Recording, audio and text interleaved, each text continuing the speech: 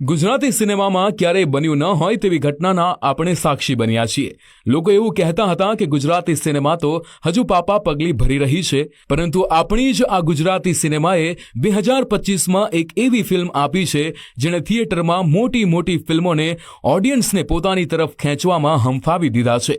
લાલો આ ગુજરાતી ફિલ્મ જે અંદાજે 50 લાખમાં બની છે અને તેની કમાણીએ 50 કરોડના આંકડાને તો ક્યારનોય પાર કરી લીધો છે.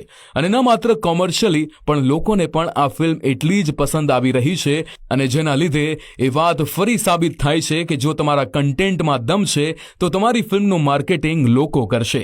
માઉથ પબ્લિસિટીથી મોટું માર્કેટિંગ નથી, એ સાબિત લાલો ફિલ્મના કન્ટેન્ટે કર્યું છે. લાલો ગુજરાતી ફિલ્મ આજે ગુજરાતી સિનેમાના ઇતિહાસની સૌથી વધુ કમાણી કરનાર ફિલ્મ બની ગઈ છે.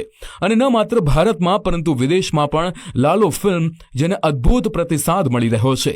ત્યારે હવે માત્ર એક જ સવાલ છે કે ગુજરાતી સિનેમાએ કમાણીની હાફ સેન્ચુરી તો અગાઉ પણ જોઈ છે, પણ શું લાલો ફિલ્મ એ ગુજરાતી ફિલ્મ બનશે જે કમાણીની સેન્ચુરી એટલે કે પહેલી એ ગુજરાતી ફિલ્મ જે 100 કરોડની કમાણી કરશે?